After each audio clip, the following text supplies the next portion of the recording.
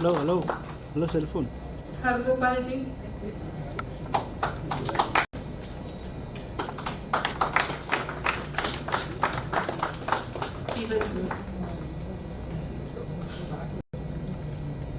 Well, for helping us organize and being part of this. Now you know what a Dushala is. So the experience of knowing also what Dushala is. Can I please ask Aruna ji to come and speak a little bit about the S.R. Sankaran Memorial Lecture Series that the School for Democracy has now been doing for many years? I need to introduce Aruna Roy. It's a difficult task, just as difficult as introducing Vasant ji is.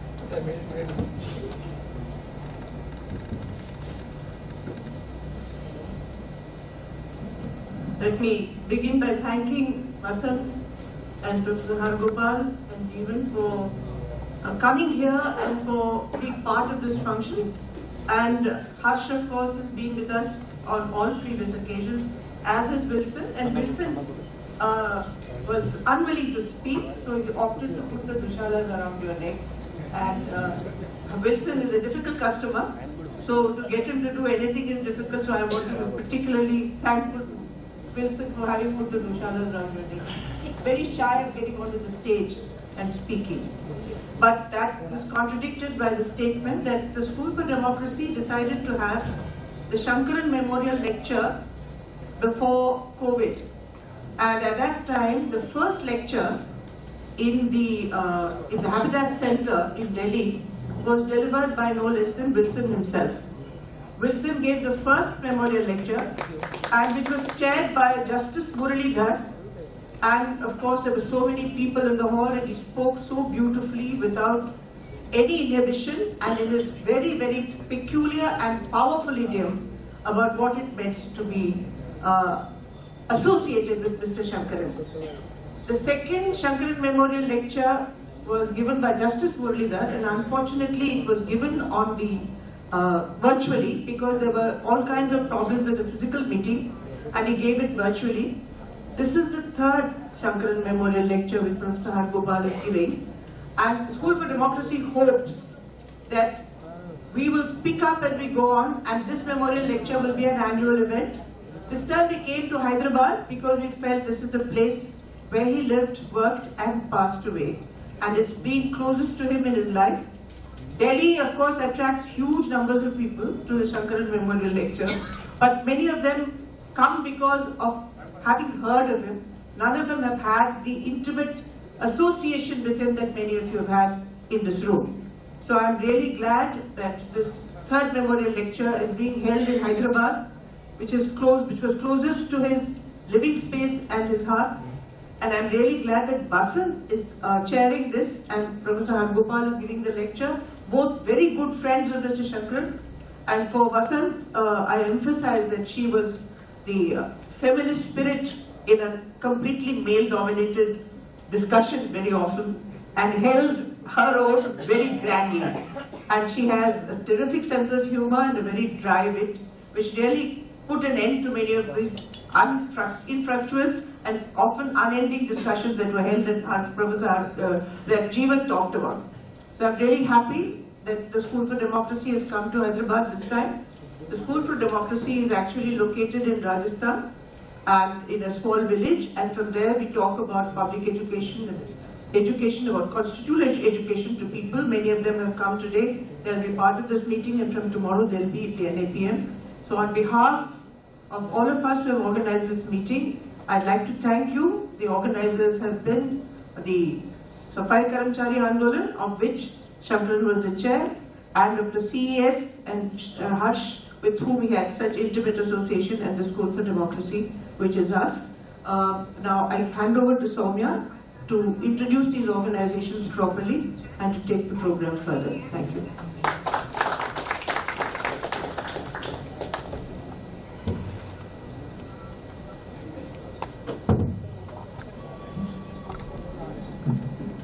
The School for Democracy, or the Loknath Shala, is dedicated to promoting and deepening understanding on democracy as a concept and practice, It is conceived as a space that will enable eclectic groups of adult learners from diverse social and economic and educational backgrounds to learn about the theory and practice of a functioning democracy. As Arunaji said, it is located in rural Rajasthan in a place called Badika Badia in Thana. The Center for Equity Studies, founded in August 2000 by Professor Ghanshyam Shah, Professor S. Parshuraman, Professor Jod Reyes, and Mr. M.C. Saxena and Mr. Harsh Mandar, is an autonomous institution engaged in advocating issues of social justice. It seeks to inquire into the nature and causes of social injustice and inequity, and to collectively, through research and action projects, find methods of moving towards a more equitable and humane world. The Center for Equity Studies believes in the inherent and intrinsic equal worth of every human being, and therefore seeks ways of lowering and eventually terminating the gap between the rich and the disempowered, the socially advantaged and the socially oppressed, the physically able-bodied and the differently abled. The Safai Karamchari Andolan is a movement that aims to completely eradicate manual scavenging from India. The movement began with the efforts of the youth from the community led by Bezwara Wilson, who was born into a family of manual scavengers and had seen the injustices meted out to them all his life. Bezwara Wilson approached the Employment Exchange Office seeking a job after graduating from school. He was told that he would be given a job of a sanitation worker because of his caste.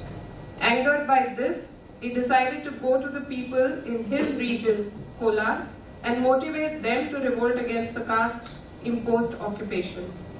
The Safai Karamchari Andolan continues to expand both in its geographical reach and its initiatives. Rehabilitation of liberated manual scavengers, education of their children, building of the sewerage workers platform, and women SHGs all across India. SKA works towards building awareness on the equality and dignity of every human being through mobilizing local leadership from the community and directly confronting issues related to caste and patriarchy. The one thing that you would notice, which is common among all the three organizations, is not just the dedicated set of people who have worked to set up these organizations, but the value of humaneness and the fact that we should have a society that is not divided by so many different aspects. So I think it's not surprising that they came together to do the S.R. Sankaran Memorial Lecture this year.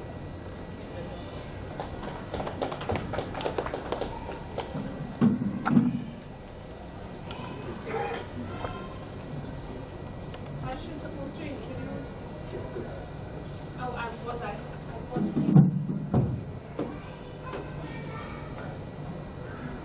My mistake. If Mr. Harsh Mandar could please speak about Mr. S.R. Sankaran. I'm sure in this room many people know about him, but I'm going to give you the mic.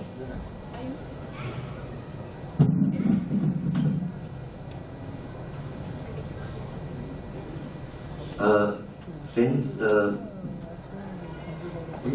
it's an enormous privilege to be standing here and remembering Mr. Sankaran.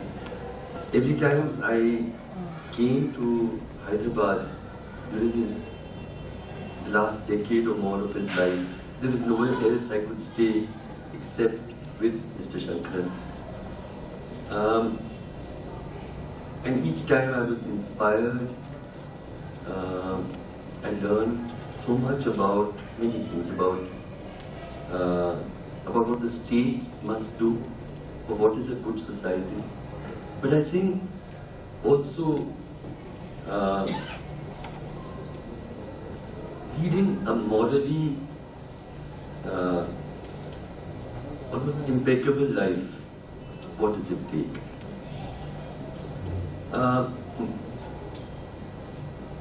I was thinking, what should I speak in 10 or 15 minutes, and there's so many stories to relate.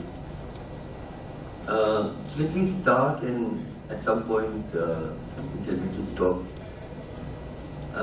S.R. Sankaran, as a civil servant, is remembered I mean, he left an indelible imprint of what the state must do for its most marginalized people. The whole battle against bonded labor, for instance, was actually initiated and conceptualized the laws by Mr. Sankaran and his other, very dear friend who treated him like a father, like many of us did, Mr. Uganda. The laws on bonded labor, for instance, and so much else.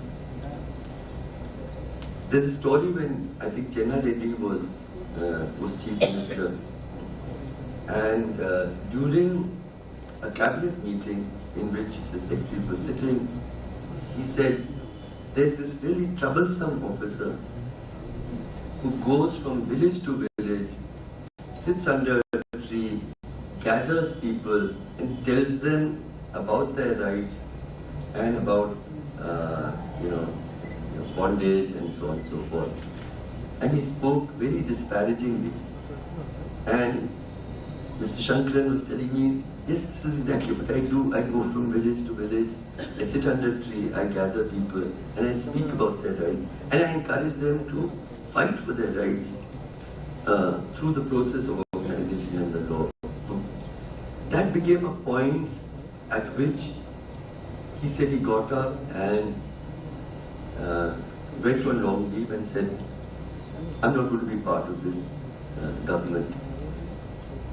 And he didn't know what was going to happen. And far away in Tripura, there was a chief minister, very similar to him. He was also a bachelor who lived in a single room, lived very simply, and had a deep heart for the most disadvantaged. And he invited him to come as Chief Secretary to Tripura. There was, for 7 years, these two men, both, as I said, bachelors, lived in single rooms in Circuit House, used to wash their own clothes.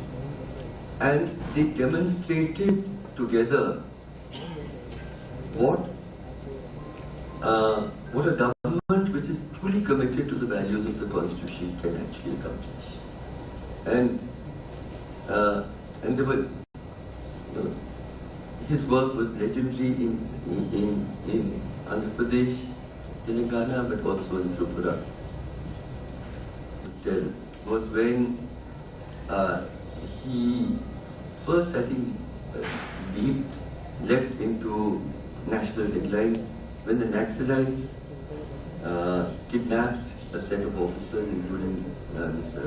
Sankaran. And the other officers who were there tell me the story that through the period of their custody, there was only one plea that Mr. Sankaran kept making to the Maoists. They said, "If you have to kill somebody, please kill me. Don't kill any of the other officers. They're married, they have families. I'm a single person. Kill me first." Another story. There was some land dispute in his family. And he went to the village and they had to deal with the Patwari, they had to deal with the Jaisinda. And they went through all kinds of upheavals. He never once mentioned that he was an IAS officer. He said, "I'm an IAS officer for my official responsibility. Here I've come as an ordinary citizen." And he went through all the rough and tumble that was required for the resolution of his whatever legal tangle he had. I put some of these stories out to underline that in Mr. Sankaran we had somebody, and he would cringe if I use this word, but I cannot stop myself. Somebody who was saintly in a very, very in a very fundamental moral sense. He was a man of deep ethical of a bent. And why, in recent years, we've seen the state and the civil service to which he was, he had great faith in.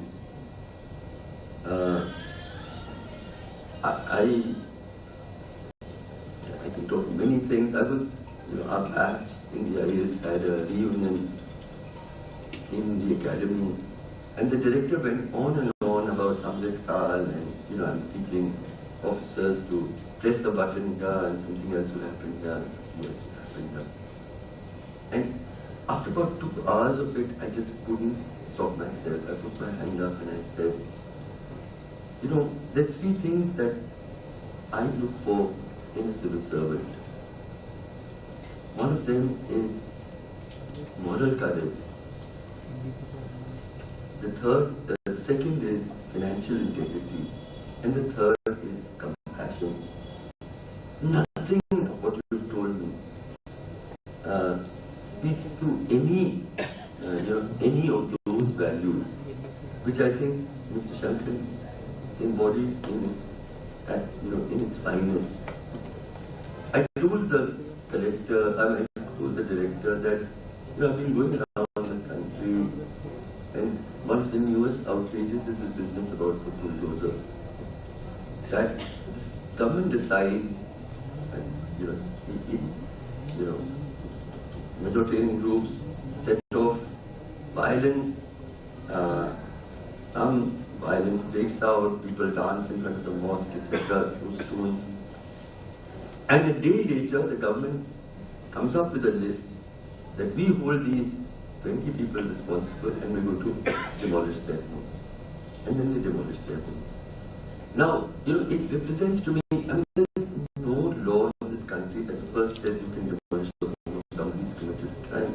But secondly, somebody who's committed a crime, you have to prove it through a whole process. You file an FIR, moral courage, its compassion, its integrity. The more the decline, the more we look back to Mr. S. R. Sankaran, who represented these qualities at their finest. When I quit the IAS as Mr. Sankaran was extremely unhappy. He told me, Harsh, I want you to stay within government and fight these battles. It's a matter of great solace to me that towards the end of his life, he told me, Harsh, I revised my opinion. I think you did the right thing. You're fighting battles now that you could never have fought within government. It was, I just talk about some of the things that happened in those years when I used to sit and sleep at Mr. Sankaran's house. The whole idea of the Sabai Karmachari Andolan actually happened in that room. Mr. Sankaran was there, Diswara Wilson was there, I was there, and this whole, one of the most significant battles for Dalit equity that you've seen in this country was conceptualized in that room. And the other is something that I think, completely at full steam ahead in Bastar now, and my very beloved friend Bela Bhatia is one of those who's at the forefront of fighting that. But Mr. Sankaran said, I also want to talk to the Maoists about their resort to violence. And he started this Concerned Citizens Committee, where he spoke to both. He spoke to the state on the one hand, and he spoke to and as our country and as our world, the celebration of violence, of prejudice, of massive growing inequality, we need to remember what a good state